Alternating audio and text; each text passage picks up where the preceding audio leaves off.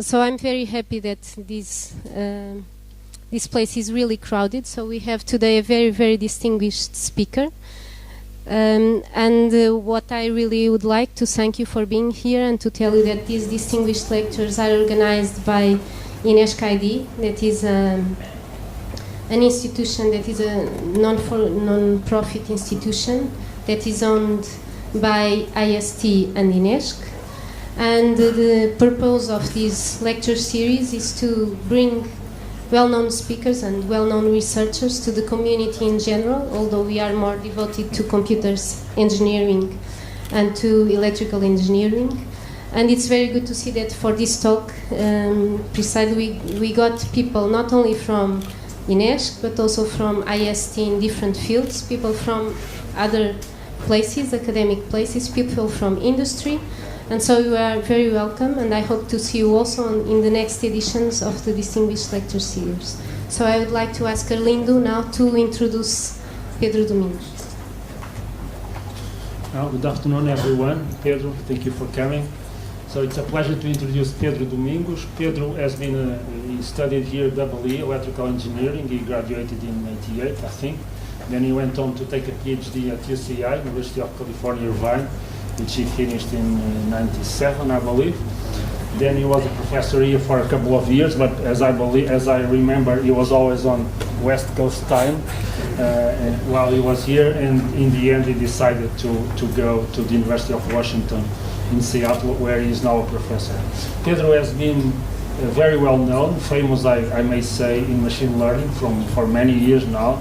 He has made an important number of very important contributions, from showing that naive Bayes performs much better than we expect, to a number of other contributions. But he really became, famous now enough to fill a room like this, since he wrote a book about machine learning, which is called The Master Algorithm, that has been quite a success in the United States and in the world, and very recently received a recommendation from Bill Gates, which is, as close to God as you can get, which is the book that you should read if you want to learn about machine learning. Pedro, thank you very much for coming. It's a pleasure to have you here, and I'm sure we'll all enjoy your talk. Thank you. All right, can you hear me? Thank you to Arlindo and Inês for having me. Thank you all for being here. Eu peço desculpa desta conferência estar em inglês, mas se quiserem fazer perguntas em português, estão à vontade, como é óbvio. What I'm going to try to do here is give you an introduction to machine learning in an hour. Describe what machine learning is, what it does, and why it's important, and why it's something that I think everybody needs to know about, not just computer scientists. So let me start with a very simple question. Where does knowledge come from? Until recently, it came from just three sources. Number one, evolution. That's the knowledge that's encoded in your DNA. Number two, experience. That's the knowledge that's encoded in your neurons. And number three, culture. And that's the knowledge that we acquire by talking with other people, by reading books, and so on. And really, these three sources of knowledge are what makes us what we are. What is remarkable is that in just the last couple of decades, really almost the last few years, a new source of knowledge has appeared on the planet. And this is computers. Computers are now discovering knowledge in the same way that knowledge was previously discovered by evolution and by experience and by culture. And notice that the emergence of each of these new sources of knowledge was a major transition in the history of life on Earth. DNA is life itself. Experience, remembering things and learning from experience is what distinguishes us mammals from insects and reptiles. Culture is what makes humans what we are and the reason we're so successful. And I believe that discovery of knowledge by computers is going to be every bit as big of a change as each one of these was. Notice also that each of these sources of knowledge discovers knowledge orders of magnitude faster than the previous ones. And it discovers orders of magnitude more knowledge than the previous ones. And the same thing is going to be true of computers. In fact, Yann LeCun, who is a famous machine learning researcher and is the director of AI research at Facebook, he says that most of the knowledge in the world in the future is going to be extracted by machines and will reside in machines. So this is something that all of us as citizens, as professionals, as consumers, we all need to know about this because it's already affecting our lives and it's going to affect them even more in the future. So how do computers discover new knowledge? Well, this is what machine learning is all about, and this is what this talk is going to be about. And there are 5 main ways. The first way that computers discover new knowledge is a little bit by working the same way that scientists work. Right? It's the scientific method. You look at data, you make hypotheses to explain the data, you see whether the data satisfies them, you gradually build this edifice of knowledge by filling in the gaps in the knowledge that you had before. Another approach is to think about the following. The greatest learning machine on Earth is the one inside your skull. So let's reverse engineer it. So another way that we can have learning algorithms is by emulating the brain. The third one is to say, well, actually, maybe the greatest learning algorithm on Earth is not your brain, it's evolution. Because after all, evolution made your brain, and it made your body, and it made all of life on Earth. So maybe that's something worth figuring out how it works and doing on a computer. The fourth approach is to realize that all knowledge that is learned from data is necessarily uncertain. When something was learned by generalization, you're never quite sure if it's correct. And so we need to quantify that uncertainty using probability. And then what we do is, as we see more evidence, the probability of the hypotheses that agree with the evidence goes up, and the probability of the hypotheses that disagree with the evidence goes down. And finally, the last one is in some ways the most intuitive one. It's actually something that there's a lot of evidence from psychology that we humans do all the time. And this is to reason by analogy.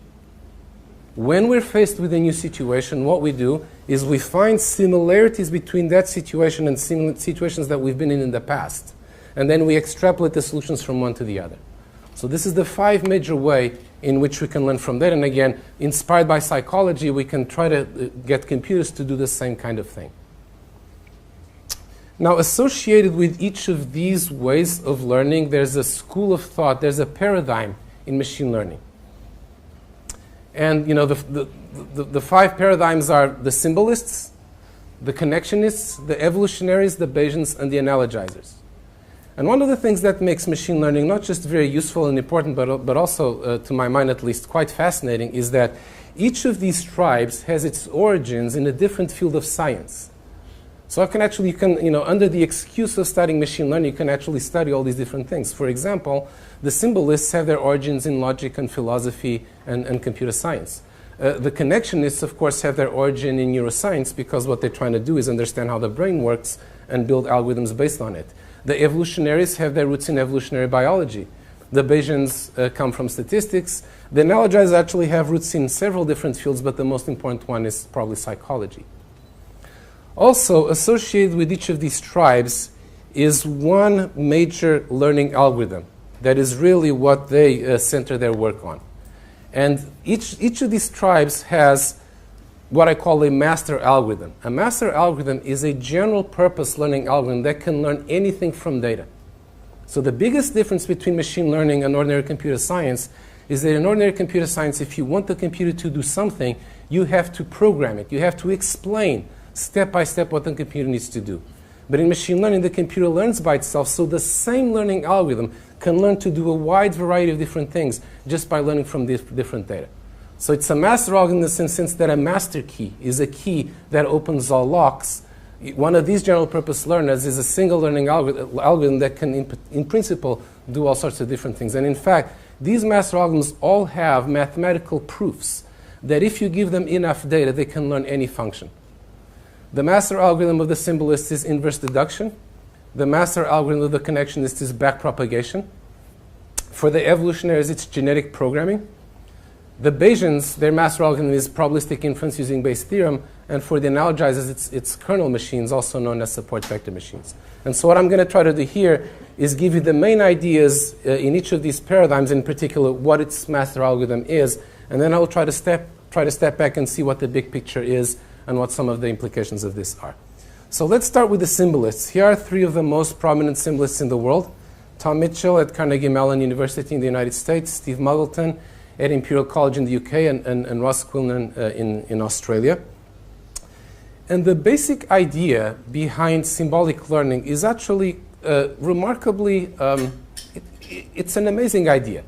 It's really just to do for learning the same thing that we do in mathematics when we say we have addition, but now what is the inverse of addition? It's subtraction. Or we have differentiation, and what is the inverse of differentiation? It's integration. So in this way we can discover new operations and new things that we couldn't before, and of course they wind up being extremely powerful and useful. And so the idea here is to do the same thing for machine learning by realizing that what is learning? Learning is induction. It's going from specific facts to general rules. And that is the inverse of deduction, something which we already know a lot better, which is going from general rules to specific facts. So the idea of the symbolists is, let's figure out how to do induction by viewing it as the inverse of deduction. So, for example, addition gives us the answer to the question, if I add 2 and 2, what do I get? The answer, of course, being 4, right? That's the deepest thing you're going to hear in this whole talk. And the inverse of addition is subtraction. Subtraction answers the opposite question, which is, what do I need to add to 2 in order to get 4? And the answer, of course, is 2. And now in parallel with that, deduction lets you answer questions like the following. If I know that Socrates is human, and I know that humans are mortal, I can, of course, infer that Socrates is mortal as well. Now the inverse question is, if I know that Socrates is human, what else do I need to know in order to infer that he's mortal? And the answer, of course, is I need to know that humans are mortal. And now that I have induced this rule from my data, it now becomes available to combine with other rules that I've learned in arbitrary chains of reasoning to potentially answer questions that are very, very far, very different from the things that I actually saw in the data. And this is very, very powerful. Now, of course, I wrote these things in English, and computers don't understand natural language. So what actually is used is a formal language, typically first-order logic or something equivalent to first-order logic. But the basic idea is still the same. And of all the 5 paradigms, this is actually the one that is closest to this idea of learning by working the same way that scientists do, by applying the scientific method. And in fact, one of the most interesting applications of this type of learning has been to literally build robot scientists.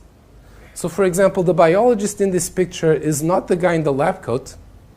The guy in the lab coat is actually a machine learning researcher by the name of Ross King. The biologist in this picture is the machine in the background. It's called Eve. There was, the first one was called Adam, and the most recent one is called Eve. And what Eve does is it uses inverse deduction. It starts with basic knowledge of molecular biology, DNA, proteins, regulation, so on and so forth. And then it formulates hypotheses. And then it actually designs experiments and carries them out using gene sequencers and microarrays, which is what you actually have there. And then based on the results of those experiments, it refines the hypotheses or throws them away and comes up with new ones.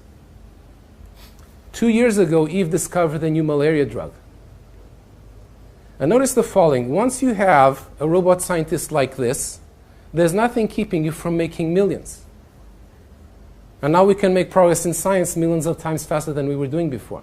They never get tired, they don't sleep, they don't demand a higher salary, they're not grumpy. So this, for problems like biology in particular, I think this type of thing is an essential part of making progress. Now the connectionists are skeptical of this approach. They say it's too clean, it's too logical, too abstract, too high level. This is not the way that people learn things in real life. So their idea is to say, well, since the brain is the best learning system in the world, let's figure out how it works and then design learning algorithms based on it. And the leader of the connectionists is Geoff Hinton. He actually started out as a psychologist. These days he's more of a computer scientist. He divides his time between Google and the University of Toronto. He really believes that the way the brain learns can be reduced, can be captured by a single algorithm. And he's been trying to discover that algorithm for 40 years. In fact, he tells this story of coming home from work one day very excited, saying, "Yay, I did it, I figured out how the brain works." And his daughter replied, "Oh, Dad, not again." So, he's the first one to admit that there have been many ups and downs, but the truth is, real progress is happening. And his quest is actually starting to pay off. In particular, backpropagation, which is these days known as deep learning, is really taking over the world. You may not know it, but the speech recognition on your cell phone is probably being done using backpropagation. Companies like Google and Microsoft and Amazon and Facebook, they use, backpropagation for all sorts of things. Understanding speech, images, choosing which search results to show you, choosing which ads to place in front of you, simultaneous translation. You can speak into the phone in English, and somebody on the other side will hear you in Portuguese in real time, and vice versa. So this is all being done by backprop today. Now, how does this all work? Let us try to simplify the brain down to its absolute bare essentials, just the least we can get away with that will let us learn. And the brain, of course, is made of neurons. And the neuron is a very interesting type of cell. It's a cell that looks like a microscopic tree. There's the body of the cell, called the soma, right here. And then it has these things that look like the roots. Those are the dendrites. And then there's the trunk. The trunk is called the axon. And then the trunk branches out, and the branches are also slightly confusingly called dendrites. Now, where things get so your brain looks a little bit like a big jungle, like a very, very dense jungle. But where things get very different from a jungle is that the branches of one tree actually make contact with the roots of other trees. And then sparks fly between them. A neuron can be either sitting still, or there's an electric discharge that runs down the axon and goes into the dendrites and then jumps the gap using a biochemical process and starts a discharge on the other side. And the basic way that a neuron behaves is that if there's enough charge being accumulated through this process, then it also fires. So it's a null or none thing. If it goes above threshold, then it fires, otherwise it doesn't. And the crucial thing is that everything that you know, everything that you've ever learned, is encoded in the strength of these connections. So the connection between the two neurons can be more or less efficient at making the downstream neuron fire, and learning happens by changing the strength of those connections. We actually understand today at a biomolecular level how this process takes place. Okay? And then your neuron works, your brain works according to these rules of what fires and what doesn't fire. Every time right now, when you're listening to this talk, there's a symphony of these electric discharges going on in your brain. And this is how you perceive things. This is how you think. Now, this, of course, is just a general picture of a neuron. We have to turn it into a mathematical model. So let's do that. So here's a diagram. And notice that there's a one-to-one correspondence between the parts of this diagram and the parts of the cell.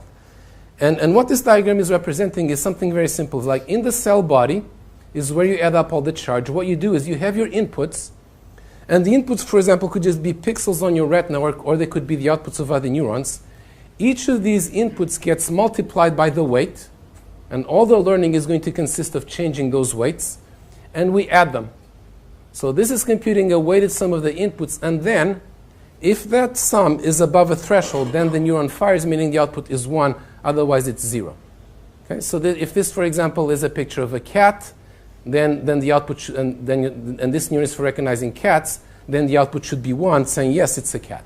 Okay? If the output is 0, then actually it's making a mistake and it needs to learn. Now, so far this is very simple. This idea is actually many decades old. The crucial question is, how do you learn when you have a huge network of these neurons? Right? Your brain, after all, is not one neuron, but it's tens of billions of them. So here comes your input, let's say the picture of the cat, all the neurons compute their values, and you have an output. And now let's say it was a cat, the output should have been 1, but it was actually 0.2, so it needs to go up. And now the question is, well, what do we do? And this is really a very hard question, because think about it. There's some one weight of one neuron somewhere in the middle of the brain. How do we decide how that one should change, right? How do we decide who's to blame? In fact, this is often called the credit assignment problem.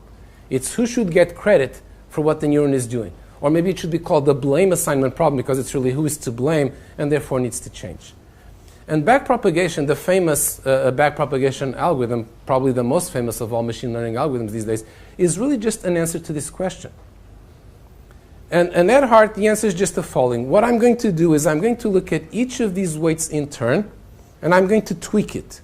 I say, if I increase this weight a little bit, does the output go up? Does the error become smaller? Does the output get closer to what it should be?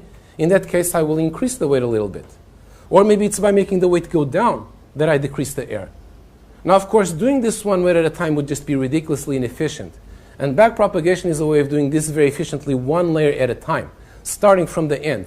So what we do is we propagate the input all the way to the end. We see what the error is. So for example, if it should have been 1 and was 0.2, the error is 0.8. And then what we see is, well, how does this error, and now we just use calculus, how does this error depend on these weights? And then we figure out how to change those. And then based on that, I can compute derived errors at these neurons, and I do the same thing with the previous layer all the way to the beginning. And that's why it's called backpropagation, because it's propagating the errors backward to the networks and changing the weights according to the results that you get. Okay? And as I said, this type of learning is used for just about everything these days. The most famous application, though, is probably the so-called Google Cat network. This was actually on the front page of the New York Times a few years ago. I think that was the first time that I ever saw machine learning on the front page of a newspaper. And the Google Cat network, at the time, it was the biggest neural network ever built. It had hundreds of millions of weights. And what it did was it watched a lot of YouTube video. Hours and hours and hours of YouTube video. In fact, maybe it should have been called the Couch Potato Network, because all it ever did was watch TV. The reason it's called the Google Cat Network is that the single thing that network was best at was recognizing cats. And the reason for that is, you might not know it, is that people really like to upload videos of their cats. So there's more videos of cats on the web, on YouTube, than anything else. But in fact, even though it's called the Google Cat Network, it also recognizes dogs and people and furniture and trees and all sorts of things. Okay? And at the time, it was quite amazing that you could actually get a network to do this. These days, it's in all these products that we all use. Now, the evolutionaries, their reaction to this is, well, sure. Backprop is good for tweaking the weights on your neurons, but where did the brain come from? Right? In some sense, that's the bigger question. It's like, where did this whole structure come from in the first place? What was the learning algorithm that created it? And the answer to that question is, of course, evolution. Evolution is an algorithm, and it's a learning algorithm. We can look at it that way and design learning algorithms that way. Instead of evolving animals and plants, we're going to evolve programs or computer systems, but we can do it according to the same principles.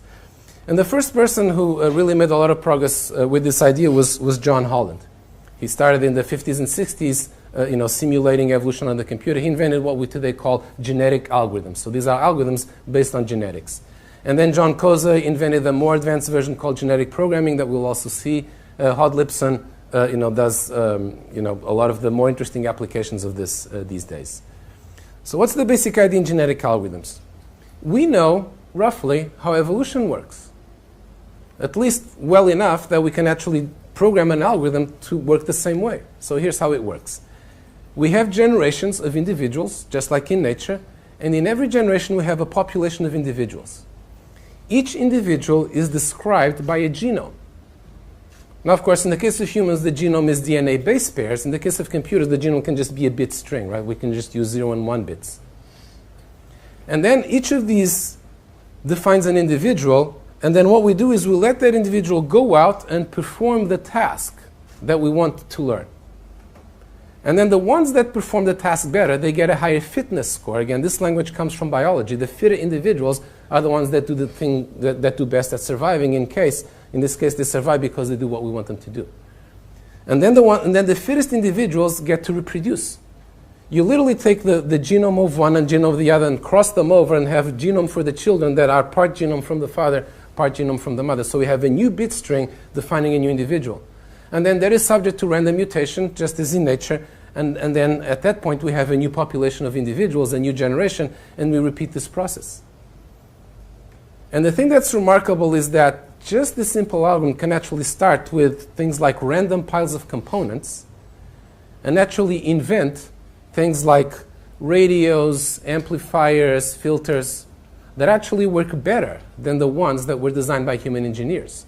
In fact, the evolutionaries have actually accumulated a lot of patents for devices that were invented by the algorithms. Now, the idea that John Koza had was the following. If what we want to do is learn programs then maybe having them defined as bit strings is a little bit too low level. Right? We don't have to imitate nature that closely. You could have a perfectly good program, and then you cut it out, you break it in some random place, and then you have nothing useful. So let's try to have a representation that's more like a real program. And programs are basically trees of subroutine calls. A routine calls a subroutine, calls another one, all the way to things like additions and subtractions and things like that. So let's represent each program by a tree, and then the way we do crossover is we pick a random node in the tree, pick a random node in the mother tree, pick a random node in the father tree, and then we swap the subtrees. So for example, if you pick this as the crossover point, then the tree with the white nodes is going to be one of the children, and that tree is actually one of Kepler's laws. It's the law that gives the average duration of a planet's year as a function of its average distance from the sun, where d is the distance. So it's the length of the year is proportional to the square root of the cube of the distance. And this is something that is very easily learned by genetic algorithm if you give it, for example, Tycho Brahe's data on planetary motions. But in addition, the genetic algorithms can learn much, genetic programming in particular, can learn much more complex things. It can learn how to control a robot. It can even learn how to control a team of robots to play robo-soccer, and so on. In fact, these days, the evolutionaries are busy evolving not just programs, but actual real robots, physical robots in the real world. So this little spider here is actually a robot from Hod Lipson's lab. And they've also evolved, dragonflies that actually fly and all sorts of robots. And they literally start with a soup of random parts. Initially, they do it in simulation. Once they're good enough, the robots are 3D printed. And then they start to crawl and fly. And let's say the ones that crawl farthest or that best recover from a fall are the fittest ones.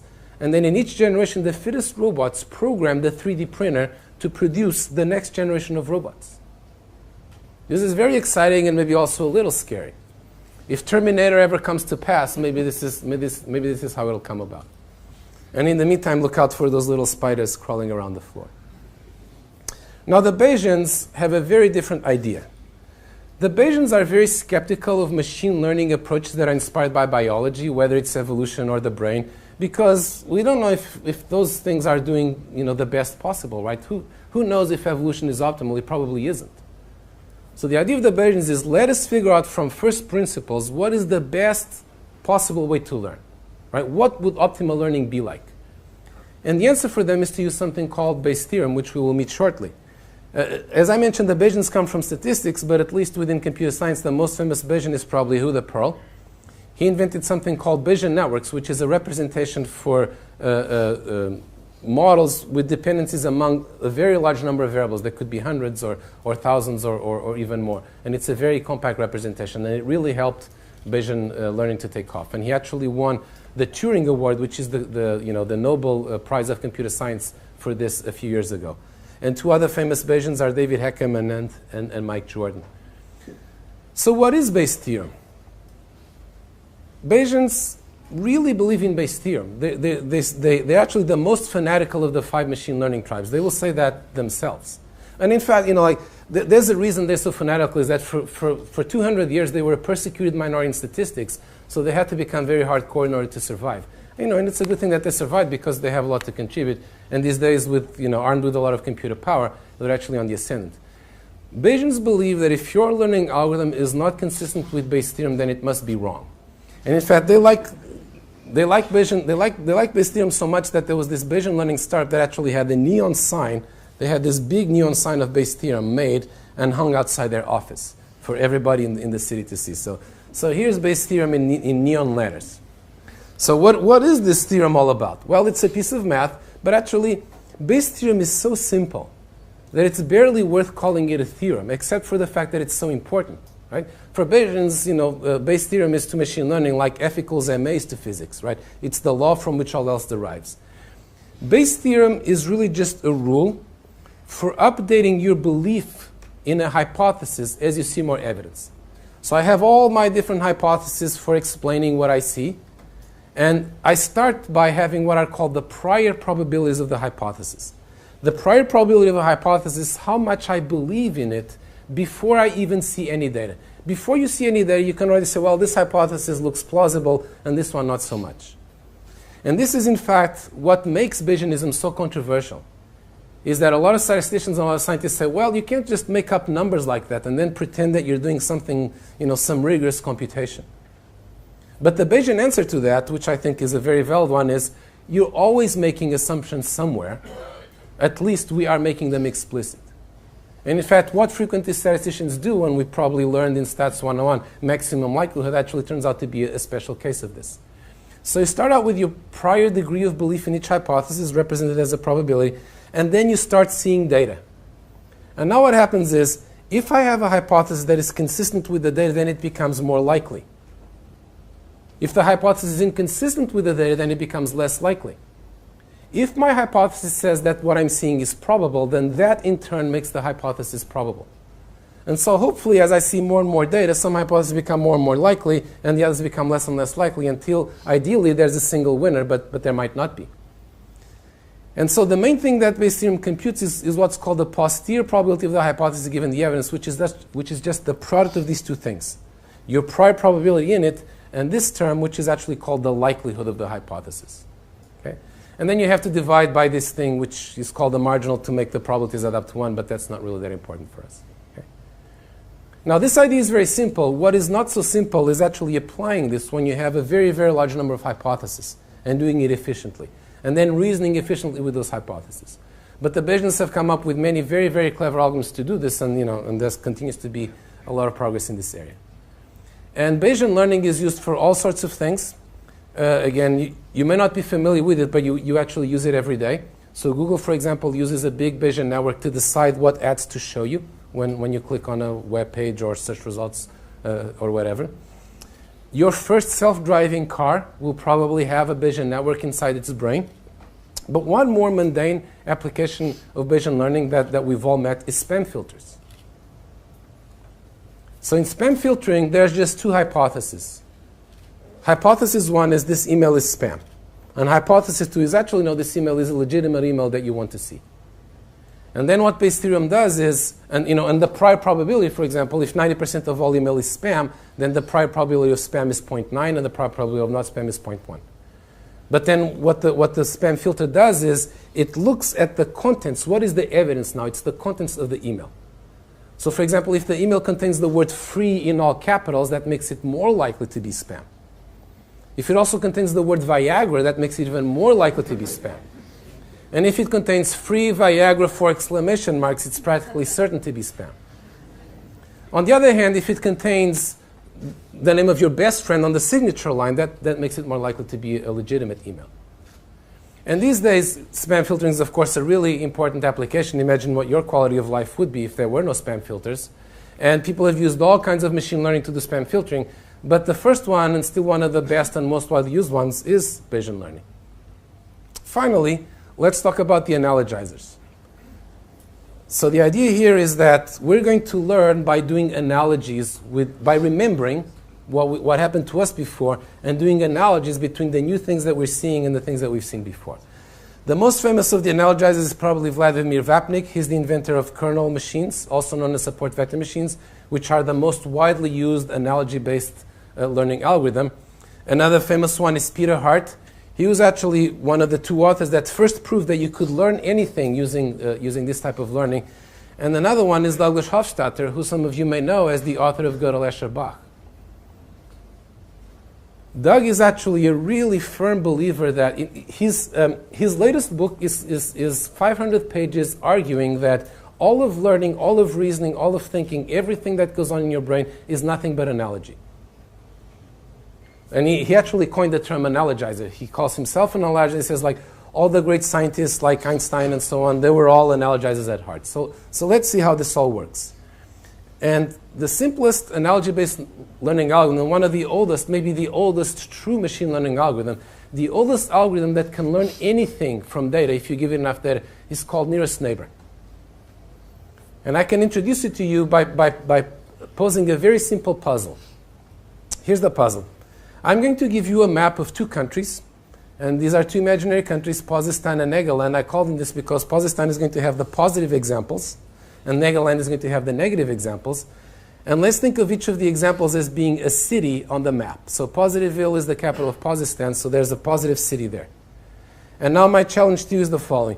I'm just going to tell you where the main cities in each of these countries are. And now the question to you is, where is the border between the two countries? Now you probably can't answer that question exactly, because the cities by themselves don't determine where the border is. But if you look at the map, you can probably roughly draw where you think it's going to be, and you'll probably be 90% correct. Now, the nearest neighbor algorithm is really just solving this question using a very simple heuristic. And the heuristic is the following. I'm going to assume that a point on the map is in Posistan if it's closer to a positive city than to any negative city. Right? Very intuitive notion. So Posistan is just going to be the union of the neighborhoods, if you will, of the suburbs of all the positive cities. And what is an application of this? It's something like you're a doctor, a new patient comes into your office, and you need to diagnose her. Let's say you know nothing about medicine, right? You just, sat down there one day. Like that Leonardo DiCaprio character in the Spielberg movie, right? He faked being a doctor and got away with it, right? He was one of the best rated doctors at his hospital with his fake Harvard degree. How would you do that? Well, the nearest neighbor idea is just the following. I don't know anything about medicine. I just have my patient files. So I'm going to look in the files for the patients with the most similar symptoms to this one. And then I'm going to assume that the diagnosis is the same. And this looks very naive, but it's actually quite powerful. As I mentioned, there's a theorem that proves that if you do this with enough data, you will eventually learn any function. And in fact, these days, typically, machine learning algorithms are better at doing medical diagnosis than doctors are. The doctors spent many years in med school, and the learning algorithms spent 5 seconds learning on a small database, and that's really enough to do better. So this is actually quite powerful. Now, as it is, this algorithm works, but it's got some clear imperfections. One of them is that this boundary is a little bit too jagged. Right? We actually wound up with a bunch of these straight lines with sharp corners as the boundary. So the real frontier is probably a little bit smoother. And the other one is that if you look at it carefully, we're actually remembering a lot of cities that we don't need to. For example, if this city disappeared, its region would be absorbed by the regions of these 3 cities, and the frontier wouldn't change at all. And now, of course, in this case, it doesn't matter. But imagine if you're in a big data situation where you have millions of examples, right? You could probably throw away a very large fraction of them if you remembered only the necessary ones, and also save a lot of time at test time, right? Because you need to look through these to find the most similar one. What you should actually remember is only the examples that determine where the frontier lies, the so-called support vectors. And in fact, support vector machines, which prior to the current wave of deep learning were the top machine learning algorithm, this is exactly what they do.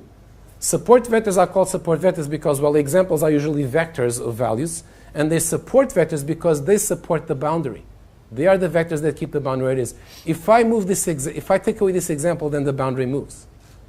So how do support vector machines, also known as kernel machines, do that? They use another very intuitive idea, which also has a very long and interesting history. And again, the intuition behind it is actually fairly straightforward. Suppose I gave you the following job now. Here are a bunch of, let's suppose that we are in Korea, right? And this is South Korea, and this is North Korea, and this is the no man's land between them, and these are mines, right? So there's a minefield on either side, okay? And your job is to walk from, east to west, turn this around, always keeping South Korea to one side and North Korea to the other. And you can do that any way that you want. Now, how would you do that? Would you just walk any old line across the no man's land? Well, no, because you don't want to go anywhere close to those landmines, right? You want to give them the widest possible berth. So what you want to do is you want to walk through this region while staying as far away from the landmines as possible. You want to maximize your margin of safety. In fact, that's what this idea is called in support vector machines, is maximizing the margin. I'm not just going to choose any frontier that I want. I'm going to choose the frontier that is as far as possible from all the examples.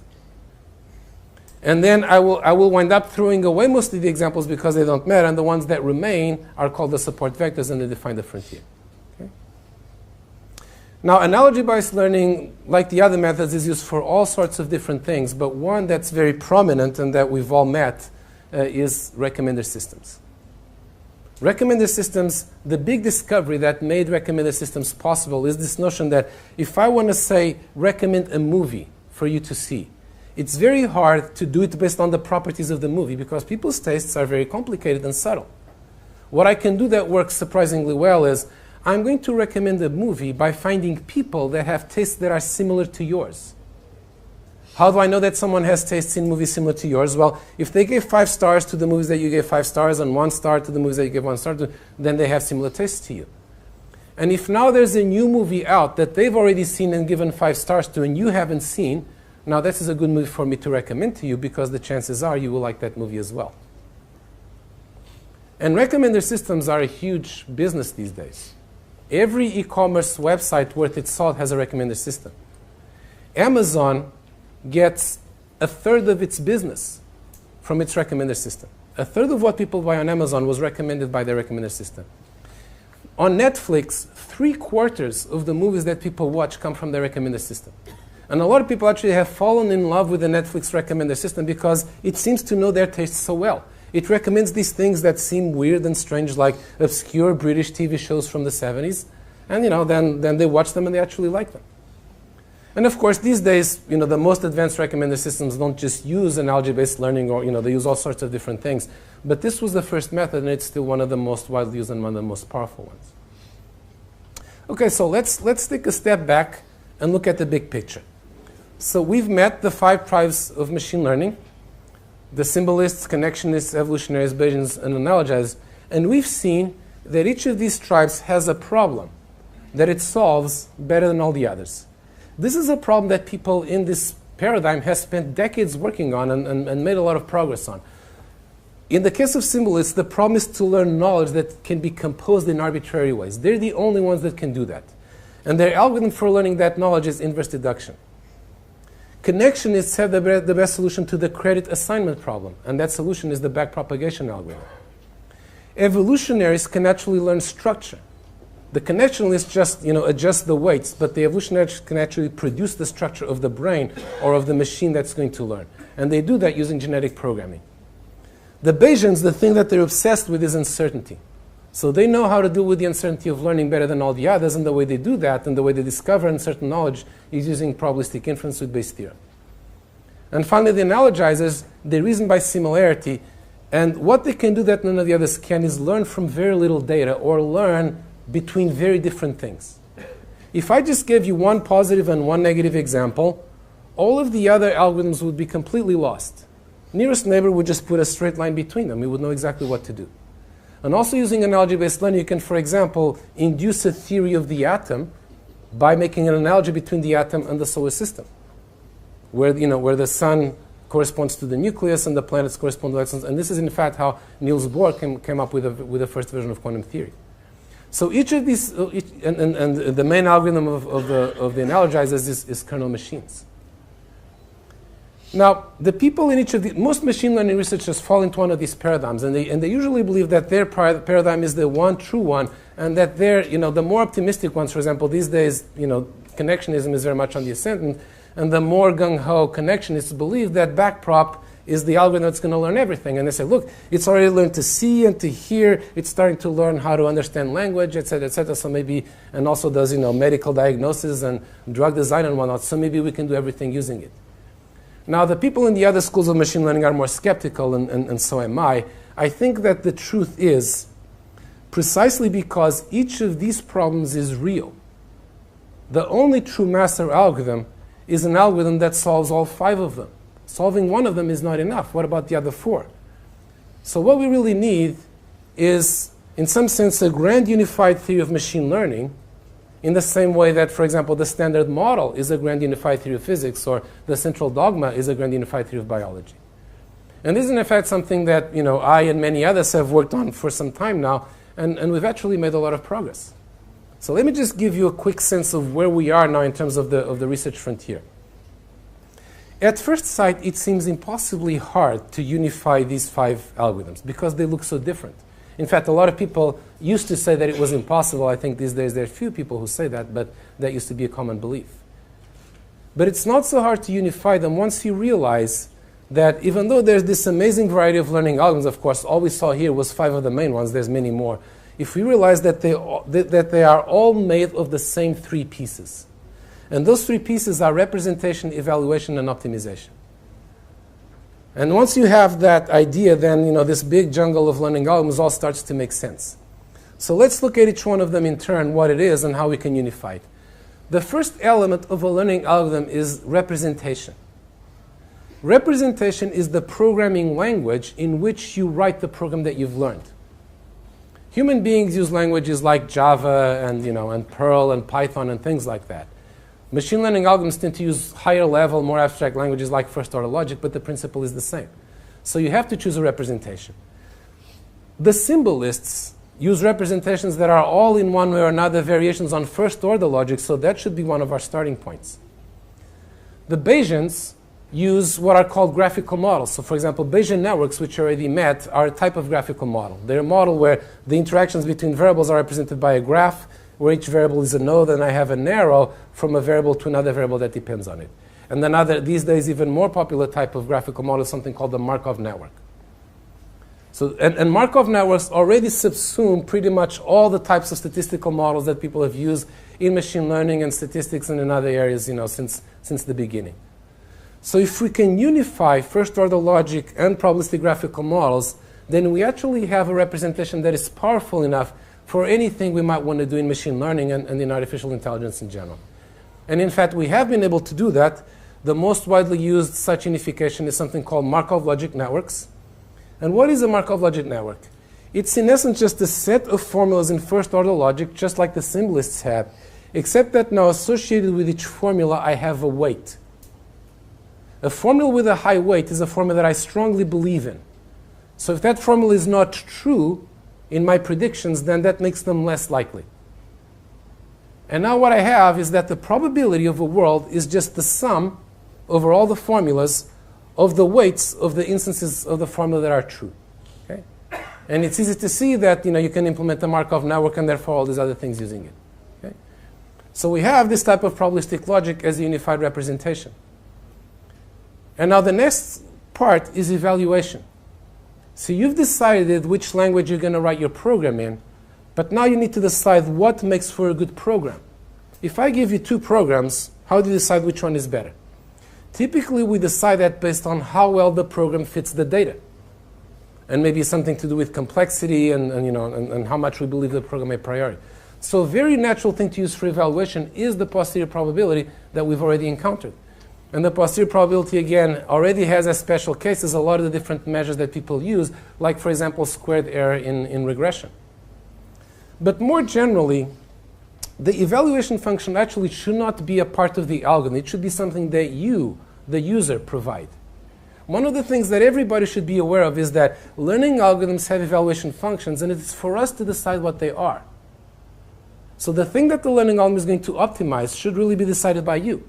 If you're a company, maybe it should be optimizing the return on investment or profit or whatever. If you're an individual, it should be maximizing some measure of your happiness, your well-being, whatever. So what the master algorithm should do is take that function from the user and then find the program that maximizes it. Which takes us to the last part, which is optimization. Optimization is the search process by which, out of all those possible programs that the language allows for, we pick the one that we think is the best. And here there's a very natural combination of ideas from the evolutionaries and the connectionists. A formula in logic is a tree of subformulas, combined with and or and implication and whatnot. So I can learn my formulas using genetic programming. It's a very natural match. But now remember, this is not logic, it's Markov logic, so the formulas have weights. Now how do I learn the weights? Well, obviously I can learn the weights by backpropagation. Right? I have my chain of reasoning that led to my conclusions. Each rule that was used somewhere in the chain of reasoning has a weight, so I backpropagate through the chain of reasoning to decide how we increase or decrease the weights of formulas. Formulas that are repeatedly involved in correct inferences will see their weight go up, and formulas that are repeatedly involved in incorrect inferences will see their weight go down. Now, with these ideas, we're actually fairly close to unifying all the 5 paradigms. And there are many people who believe that once we've done that, we're done. We've succeeded. We have our grand unified theory of machine learning. My feeling, however, is that that's not the case. I think even after we've done this, there are still some really essential ideas that are missing in machine learning that we haven't had. And in some ways, someone who is not a machine learning researcher might be in a better position to come up with those ideas than people who are already professional researchers and already thinking along a particular set of tracks. In fact, one of my goals in writing the book was to get people from outside the field interested in the problem. Maybe students, like, when Geoff Hinton started working on neural networks, he was just a student, and, and he already started having good ideas. So hopefully people will start thinking about this and have the ideas that we haven't had. So if you have a really good idea for machine learning, please let me know so I can publish it. Now, if we succeed in developing a master algorithm, what will be the benefits to us of that? Let me give you just a few examples. So today, there are the things that we can already do with the machine learning algorithms that we have, and those are many and amazing. We've seen some of them. But there's things that are beyond what we can do with machine learning today that we will be able to do with the master algorithm. One example of that is home robots.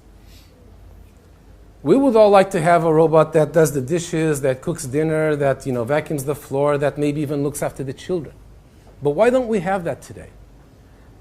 It's because, well, first of all, you can't do it without machine learning. That much is clear. But the second reason is that if you look at the life of a home robot, it meets every single one of those 5 problems every day. So no single one of those types of learning is going to be enough for a home robot. But if we unify them into a master algorithm, then it should be enough. Here's another one. When you go on the web today, what you do is you type in some keywords and you get back some pages.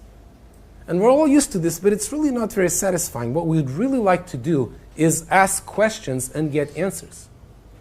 So all the major tech companies like Google and Microsoft and Facebook and so on, they all have these projects, and there's many at universities as well, they all have these projects of trying to go to the web, which is a bunch of text and links and whatnot, and extract from it a knowledge base that the computer can then reason with to answer your questions.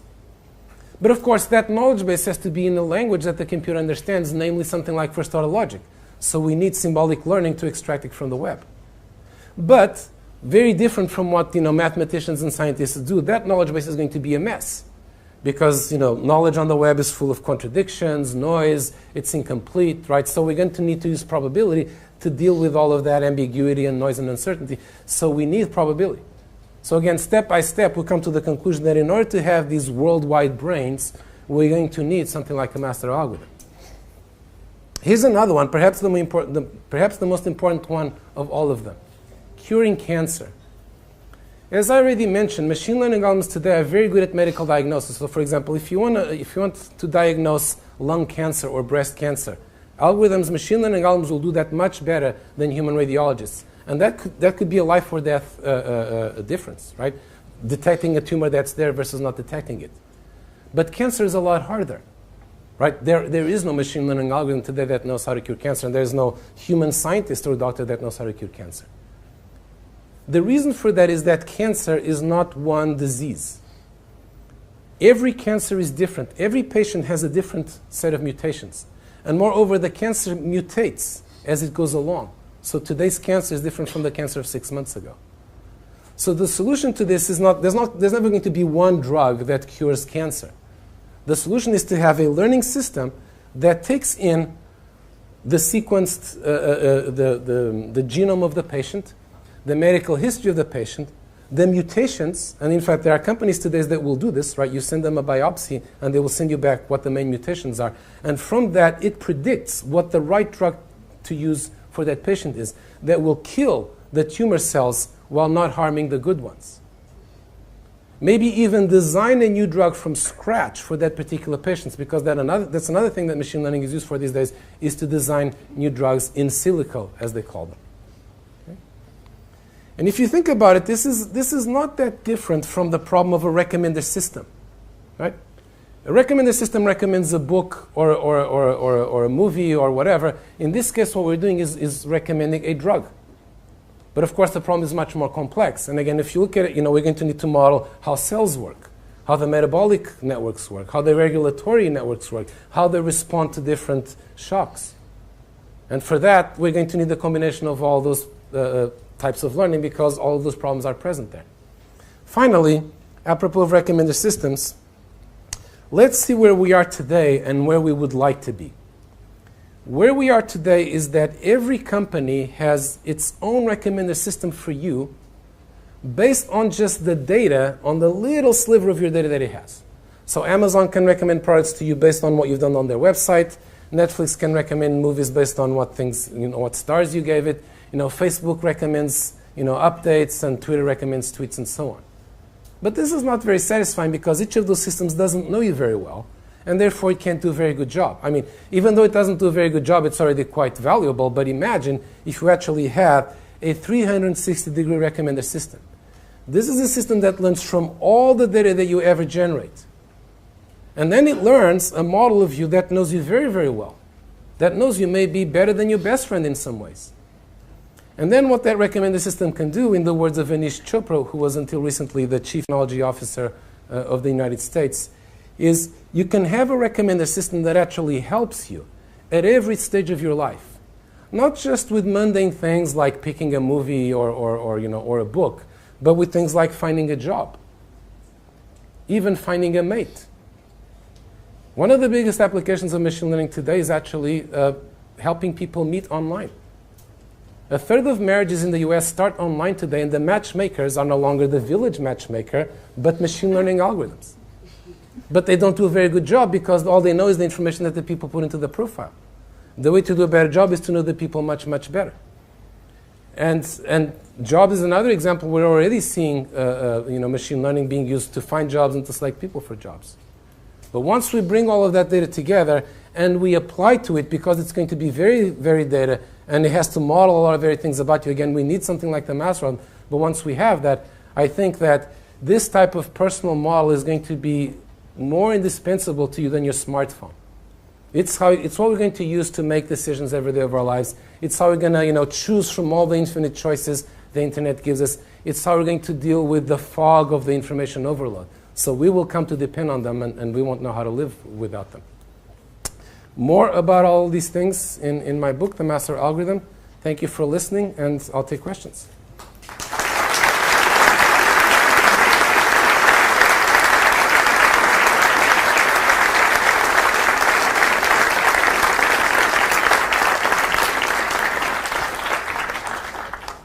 Thank you, Pedro. So it's almost impossible that I give the microphone to someone willing to make a question.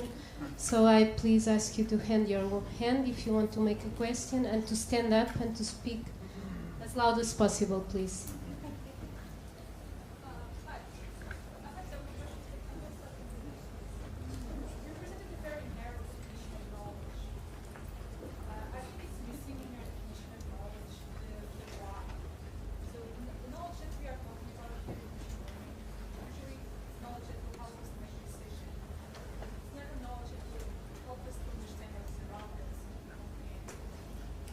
Yeah. Think about different things that you want to decide on. So don't you think that the why is also missing? Yes. The last part that you are talking about, Right. the master algorithm? Yeah. So the question for those of you who didn't hear it is, what about why, right? We should be able to learn knowledge not just of what, but of why. And this is a perennial question in machine learning. You'd be surprised that some paradigms actually don't think that that's an important question. So typically the connectionists say it doesn't matter. If I have a black box that does the job that I want, never mind. The others are, for example, the symbolists and the Bayesians, they care very much about learning why. And in fact, they learn often what are called causal models. If you learn a symbolist model, you can actually explain how you arrived at that conclusion, what was the chain of reasoning. And you could actually argue about specific points. What Hofstadter does these days is learn what he calls causal networks that don't just capture correlations, but actually captures, if I change a variable, what is the effect that that has in another variable? So there is this common misconception about machine learning that it just learns correlations and you need some methods only learn correlations. But there's also a lot of machine learning that very much addresses this problem of learning why. And if I understood correctly what you said, I agree with you that part of why I want to answer the question why is that I don't just want to predict, right? Most of machine learning is about prediction. I want to predict in order to make decisions about what to do. I need to be able to say, well, not just predict how the world will behave, but the consequences of my actions. And this is, in fact, something that companies do all the time. In fact, you may not know, but you participate in experiments of this type every day. They're so-called A/B tests and what's called uplift modeling, which is, let's say you're Google, you're deciding whether to make a certain letter, a certain part of the text blue or red. What they do is they take 100,000 people, show them blue. They take the other 1,000 people, make them red, and see which one gets the most clicks. So we're actually learning not just correlations, but what changes cause what results. Okay. More questions? So I have two questions. So my background is not computer science, it's physics, and I'm starting to read about machine learning about a year. And one thing that strikes me is in physics, usually we work in models, with models. And the way that we will try to do is to do the better model. For example, you were speaking about standard model. And since I'm learning or studying machine learning, sometimes it seems to me that we are trying to do a lot of fitting. And so my first question is machine learning more than just fitting or not? Because, for example, when you are working model or a bigger model, we can see in physics things like 20 years ago, we predict the particle, and then now we saw the particle. So if we are doing a fitting process, we are not being able to predict. Yes. So just not my second question. Okay, let me answer your first question before I forget it, and then you can answer the second question. So the question was an analogy with physics. In physics, people build models, and those models are very powerful. In machine learning, it seems that we just fit curves to data, and maybe that's not so powerful. Again, there's people in machine learning who say, well, fitting curves to data is all that there is at the end of the day. Right? And physics are just very simple models, and machine learning is much more complex models. But I think, after having given that answer in fairness to some people's opinions, here's what I think is the deeper pattern. To vastly oversimplify science, there's three stages. There's the Brahe stage, where you collect a lot of data. Right? Brahe collected data about the planet's motions. He spent years doing this. And then there's the Kepler stage of science, where this is what you do, is you fit curves to the data, right?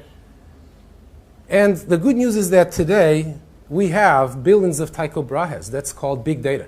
We gather data, non-stop, in huge volumes. The second piece of good news is today's machine learning algorithms they can do what Kepler did. So what Kepler did is, in fact, this was one of the earliest exercises that people did in machine learning in the 70s, was to have machine learning programs rediscover Kepler's laws. And in fact, we saw an example of that here using genetic algorithms. Right? But now, why are Kepler's laws not enough? And why is the kind of machine learning that we talked about here not enough? Right? The next stage, after the Brahe and the Kepler stage, is the Newton stage. What did Newton do that was so brilliant that went far beyond what Kepler did? It was two things. Kepler's laws just apply to the 7 planets of the solar system. Newton's laws apply to every last thing in the universe. It's a phenomenal jump in generality. Now, how was he able to pull that off? Newton did something amazing, which is he introduced the concept of force. He introduced a new concept. He didn't just fit models relating the existing variables. He defined a new variable. And it's that variable that allows it to abstract to a point where now this is much more applicable, and you can transfer knowledge from, that you learned about the planets to fluid dynamics and who knows what else. And if you look at, a lot of the greatest advances in science were all discovering new variables. Force, field, energy, entropy, particle, utility. Another question is, can we do the same thing with machine learning?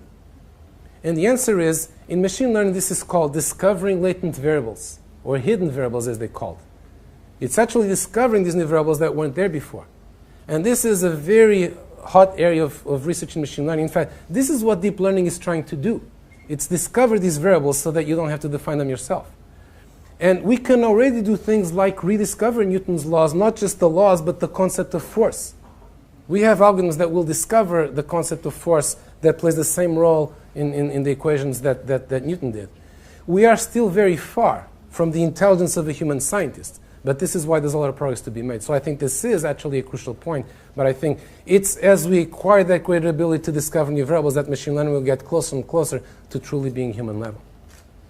And sorry, what was your second question? So my second question is more abstract or more general, because you were saying that we need to find this way of learning.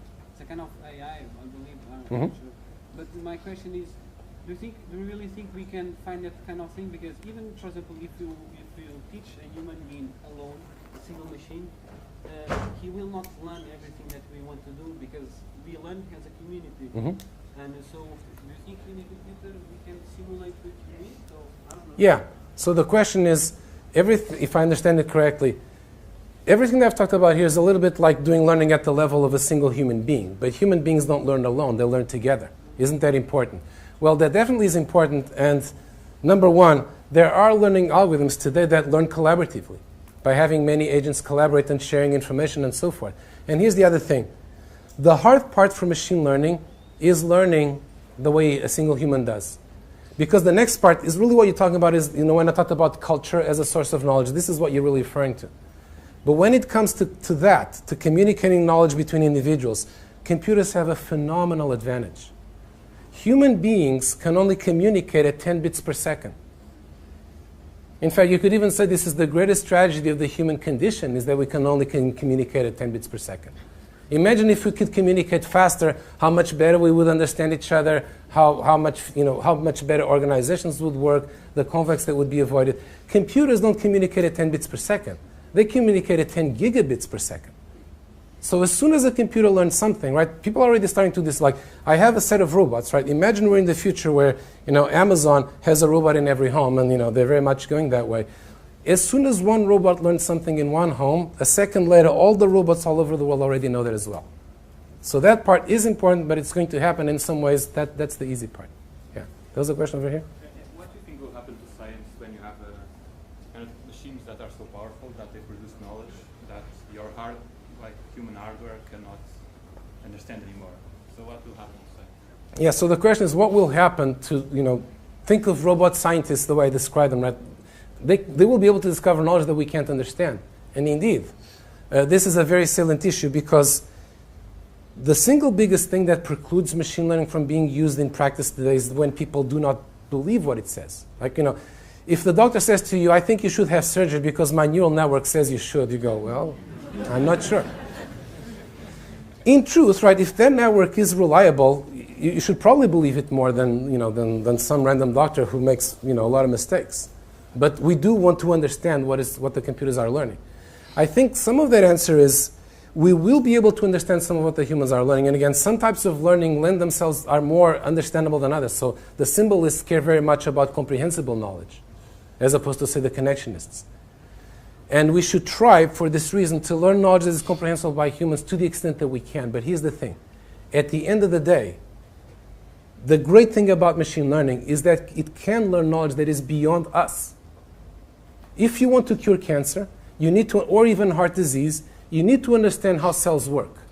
And cells are so complex. They're more complex than any one human being can ever understand. Luckily, with computers, maybe we can have a model of how the cell works. And then we will have these models that we don't completely understand, but we're just going to have to learn to live with that and be happy that we have them, because if we didn't have it, it would be worse. And then there's another thing, which is the following. If you think about how humans work, right, you arrive at a certain decision and you say, I recommend that you allow, and then I ask you why. And then you tell me why in natural language. You give me a sequence of explanations for the decision that you make. And computers can do the same. That explanation that you give me does not completely capture what went on in your brain subconsciously. In fact, it probably captures only a small fraction, but it's enough to make me happy, for me to have a sense of what you were doing. And I think computers, will be able, and again, some algorithms already can do the similar thing, which is they say something, you say why, and they will give you a summary of the reasoning. And then maybe you can go to one place and say, well, this part, this one part is the one that I don't believe. Tell me more about that. And maybe you can actually say, well, that should be changed for something else, and tomorrow that has another consequence. So I think in the future what you're going to have is, as Jan says, most of the knowledge will be in computers. We will not know or understand most of it, but our job is to make sure that we trust them, partly by interacting with them, and partly because they will always be, they by design will have an interface with people. So to some extent, things will be understandable. Yeah. Do you think we need to be worried about the Skynet-like future?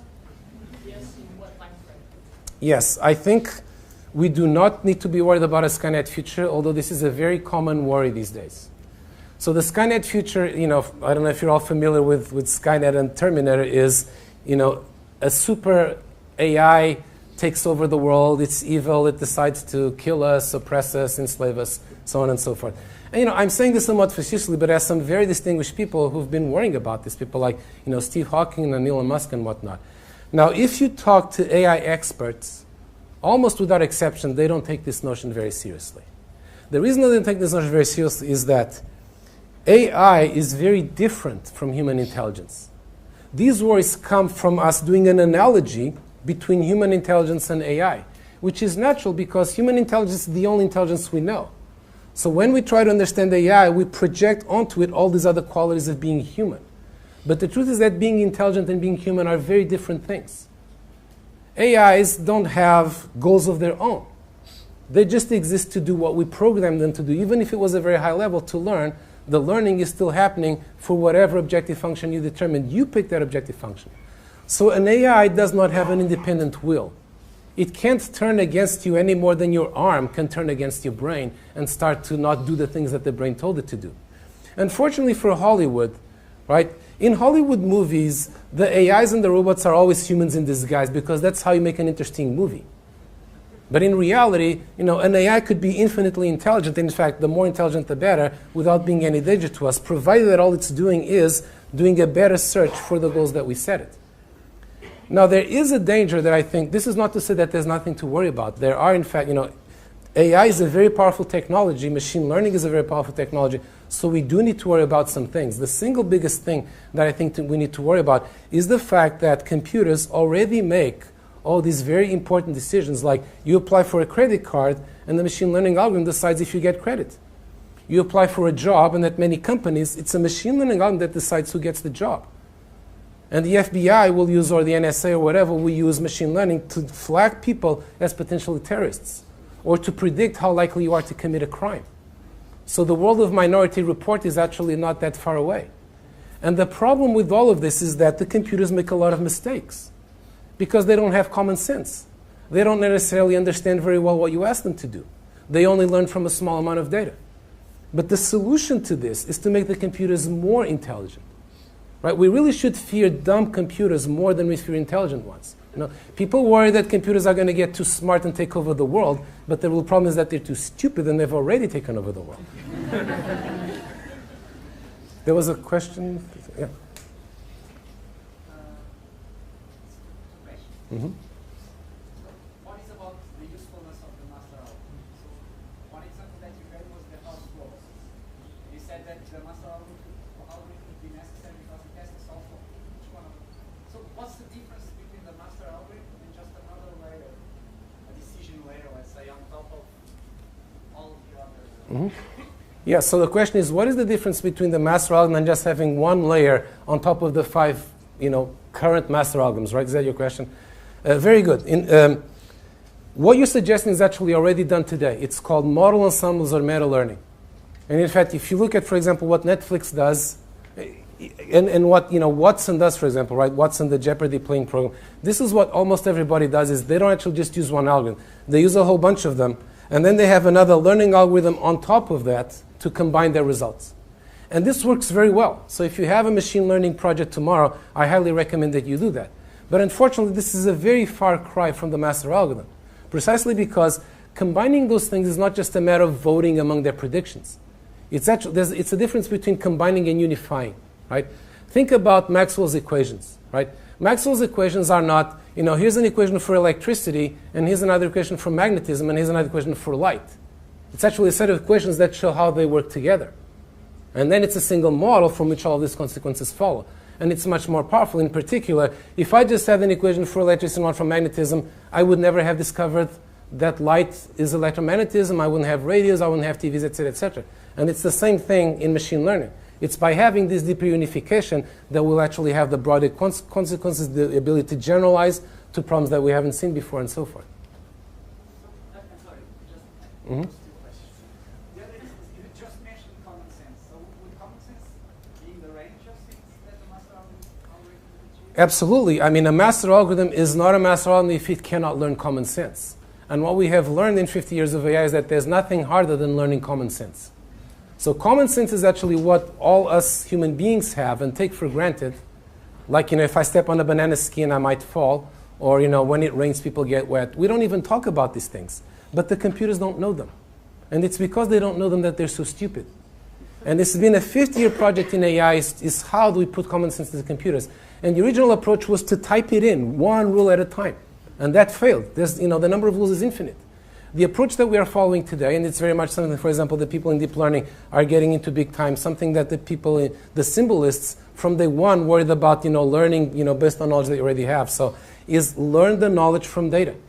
One way to learn common sense knowledge from data, that has been popular with the symbolists in particular, is this, worldwide brain idea, is I'm going to read a lot of text, a lot of web pages, and extract the common sense knowledge from there. You can get a lot of mileage out of this, but ultimately it doesn't get you all the way, because most of the common sense knowledge is never stated. Because nobody bothers to put on a web page the things that they already know everybody else knows as well. So in the end, my belief, and by the way, I have worked a lot on some of these things, but I think you can get some mileage out of them, but in the end, the only true way to acquire common sense knowledge is by experience. So actually, those two things are related. It's when you have robots in the world. Right? Imagine you're Amazon and you have 1 billion robots, and now these are all acquiring common sense knowledge. And then that common sense knowledge, by living in the world, by falling, by stumbling, by opening doors, and by interacting with people and whatnot. And then they share that common sense knowledge, and then we have that big base of common sense knowledge on top of which we can do those things. And we need the master algorithm to do that, but yes, once we have the master algorithm, we should be able to do that. There's a question over here.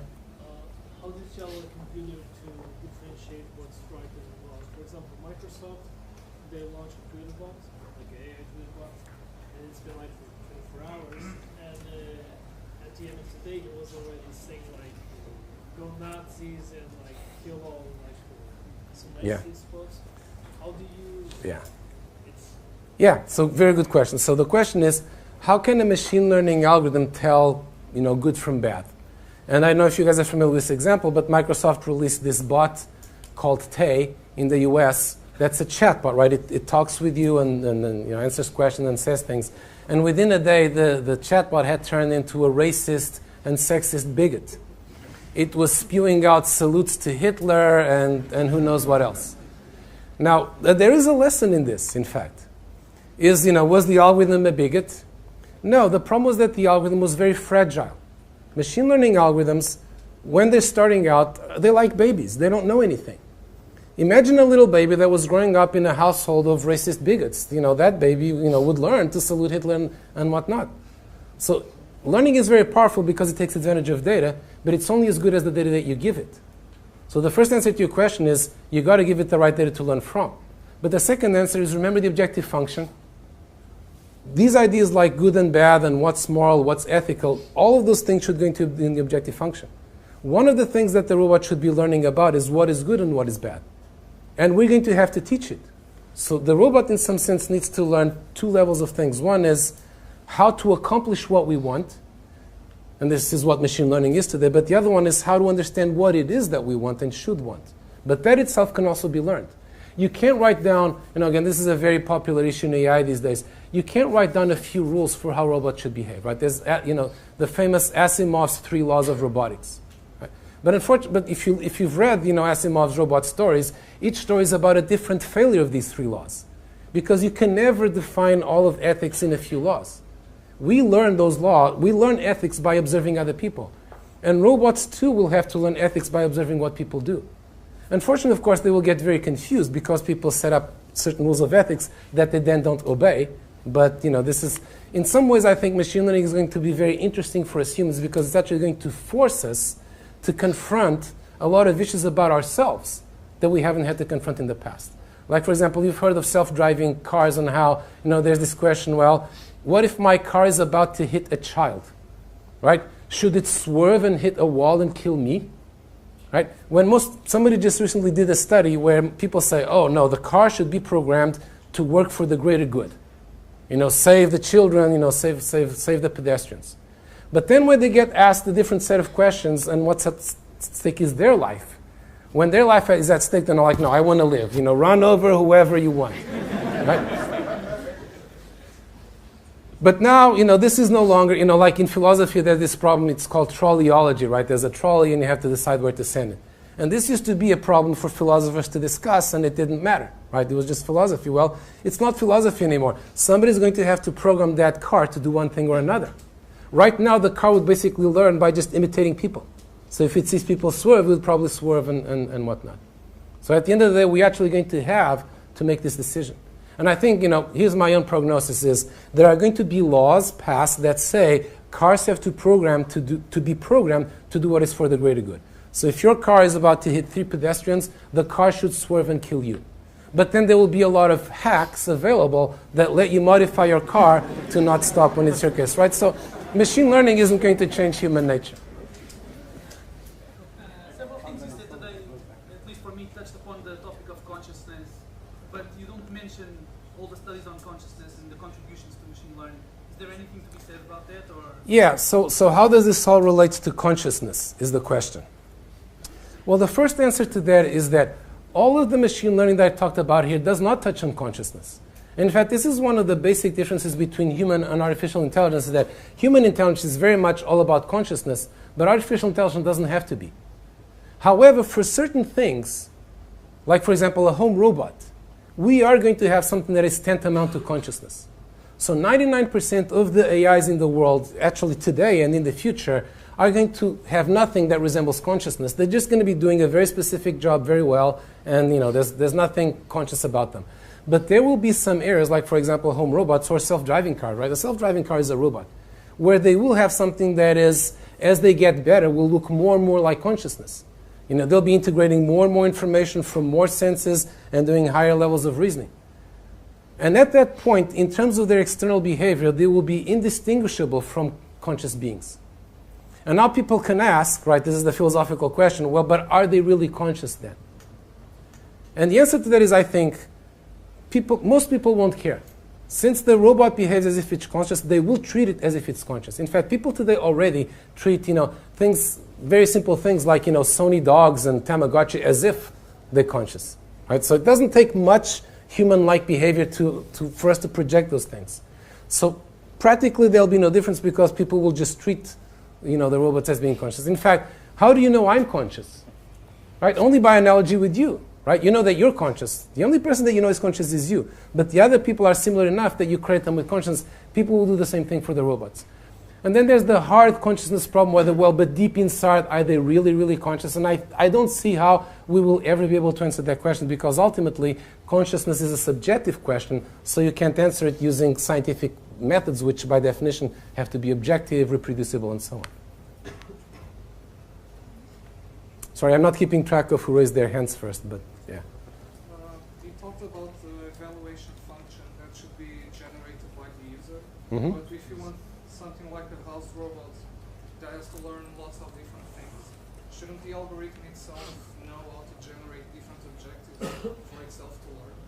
No, exactly. So the question is, shouldn't the evaluation function be learned as well? And the answer is absolutely. So any evaluation function that can be defined in one formula is going to be too simple.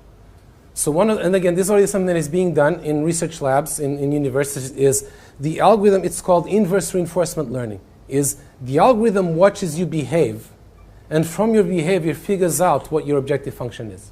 And they are very much going to have to do this if they're ever going to be good. Again, I was talking about these two levels, learning how to accomplish what you want and learning what is that you want. Learning what is that you want is learning the objective function.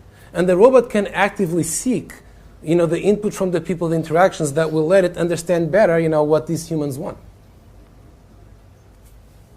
What about big companies that make dangerous claims, like IBM, especially about Watson? And there are some people saying that the next AI meter is coming. Well, I think the claims that some of these companies make are not so much dangerous as a little silly in some cases, right? So I think, AI has gone through these ups and downs, right? There was an AI spring in the 80s and there was an AI winter. And we are now in the second AI spring. And there is a lot of hype surrounding AI. And there may be another AI winter that follows this one. So the question for us is like, what is really happening? What can AI do and what can't? And what should our attitude to that be, right?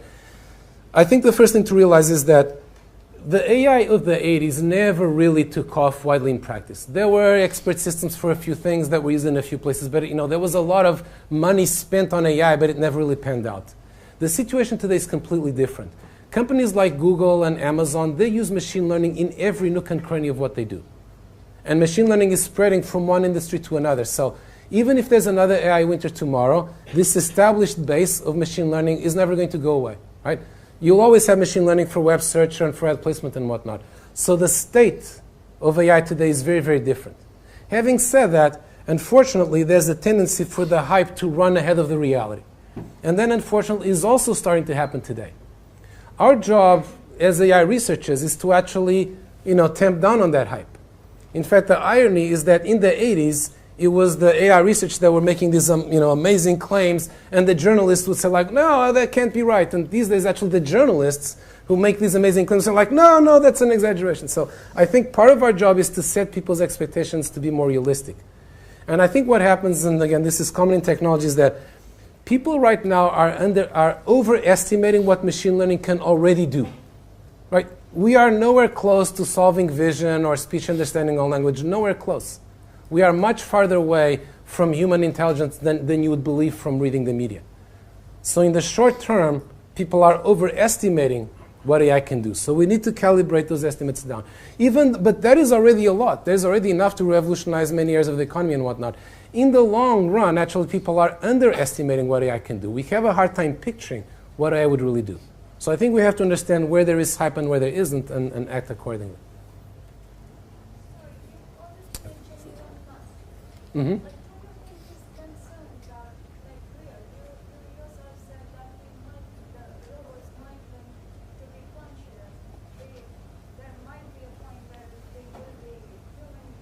Mm-hmm. So his suggestion of what he calls neural links, giving extension to human brain, the mechanical machine or computer extension to human brain, Mm-hmm. it doesn't visualize how it would be.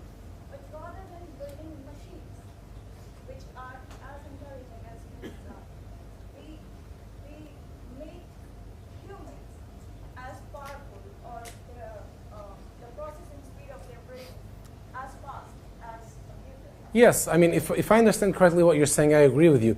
There's always been this dichotomy between artificial intelligence, which is machines replacing people, and augmented intelligence, which is machines making you more powerful.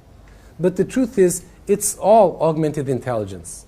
All of AI is really just expanding your intelligence, which is why this idea of the robots taking over is a little bit silly. All of technology is really just expanding our powers. Right? Each technology is giving you a different superpower. Right? Airplanes let you fly. Telephones let you communicate at a distance. Computers give you, a lot of memory and the ability to do more reasoning and whatnot. And AI and machine learning are just bigger superpowers. Right? You can predict things, you can adapt the world to yourself, you can solve even harder problems. But these are still all just extensions of your brain. So the way to think about AI is, sometimes people talk about the concept of the Exo Cortex. Right? The Exo Cortex is the part of your brain that sits outside your skull. And human beings are the only species that has an exocortex. A notepad is a piece of exocortex. It might seem like a trivial piece of exocortex, but it's actually very important. The fact that we can write things down in external memory and not remember them ourselves is really important. Think of all the things that we wouldn't be able to do otherwise. And the knowledge that we can communicate and whatnot. A hard disk is a bigger piece of exocortex. A machine learning system is a much bigger piece of exocortex because it's no longer passive. Right? It actually can take actions on your behalf. But at the end of the day, they are still being taken on your behalf. In a way, the bigger worry is not that the machines having a will of their own, is that there's a machine learning system out there today making decisions on your behalf. But who is it really augmenting? Is it augmenting you, or is it augmenting Amazon's profits or Facebook's or Google's? the two things are not completely opposed, but I think people need to be aware of what machine learning is doing for them so that they are in control of it and not somebody else. That, I think, is the bigger question. Sorry. You told us about the 5 tribes, and you tried to read us everyone to certain basic components or basic ideas. Are these 5 tribes something which occur from natural selection over the tribes of thinking? Or do you have arguments to think these 5 tribes are, in a certain sense, systematic, general sense, all that can contribute to your master algorithm? Yes, well, that's a good question. So here's the question. These 5 tribes, where do they come from? Did they evolve by natural selection, or are there principled reasons why they're the only solutions? The people in each of these tribes tend to believe that theirs is the only solution, and they have very principled arguments for it. I think that's what's interesting about these 5 tribes is that they all emerged very early on. Right? Computer science was an offshoot of World War II. In the 50s was when everything was beginning. All of these main ideas in machine learning were there in the 50s. What has changed, this is 60, 70 years ago. What has changed decade by decade is that these tribes, every now and then, one of them makes some piece of progress, and then it has a decade where it dominates. And then it falls into disrepute, and then another one dominates. So, for example, the connectionists are now on their 3rd coming. They dominated the 50s, and then they were dead for 20 years, and then they dominated the 80s or the late 80s, early 90s, and then the Bayesians took over, and now they're back.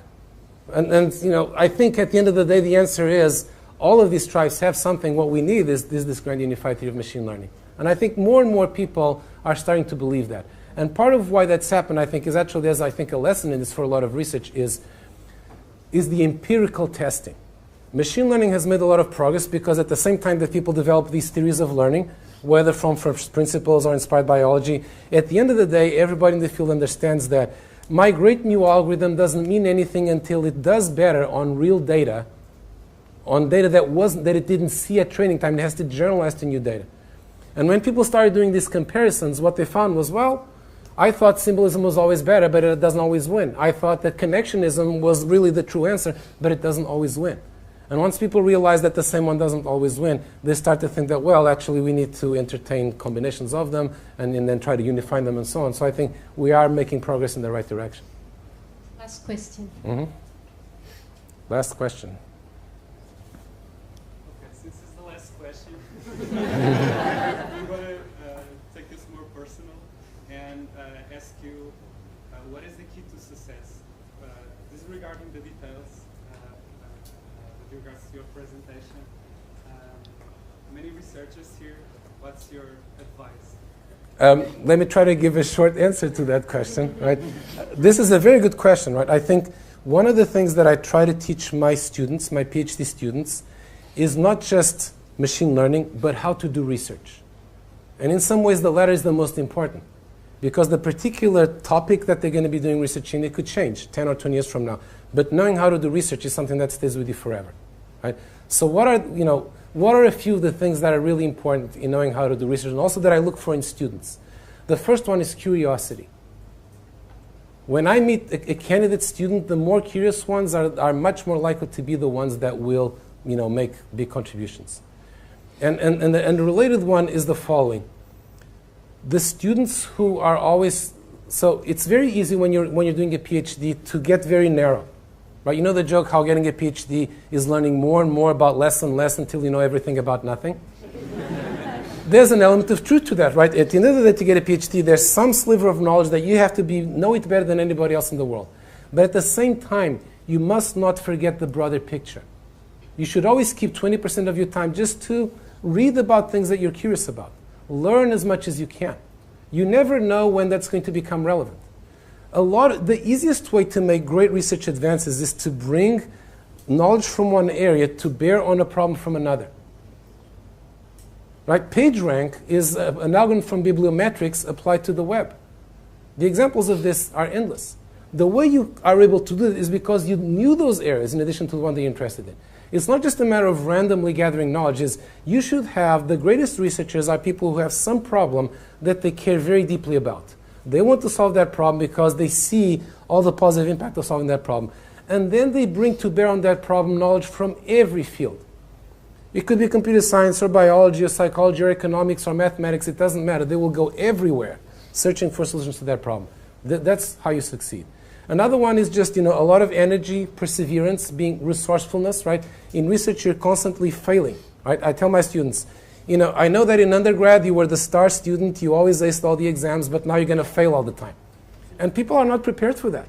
You just have to realize that failure is normal. You will fail, 99 times on the way to the 100th where you succeed, and that success pays for all those and many more besides. And the other one, which is actually related to all of this, is the more you know, the better equipped you are to make these contributions. But at the same time, you have to be willing to discard what you've learned. When people learn something, right, particularly the harder it was, the more attached they become to it, right? You learned that stuff, the math was so hard, it took you so long, you're so proud that you know it, you really want to hold on to it. And then that limits you, right? You're able to do that, but you're unable to see beyond it. So what I tell my students is learn everything, but believe nothing. Your job is going to be to make some of these things obsolete. If you believe them all, you will never make them obsolete. So you learn all you can, but take this as a salad bar. Yes, I'll take this from here, and that from there, and if it doesn't work, then they'll take a different thing. So I know it's a little bit contradictory. You have to learn as much as you can, but at the same time, you have to realize that the knowledge is always uncertain, and you should be able to discard it when the time comes. And there's more things, but I guess that's all we have time for. Thank you. Thank you.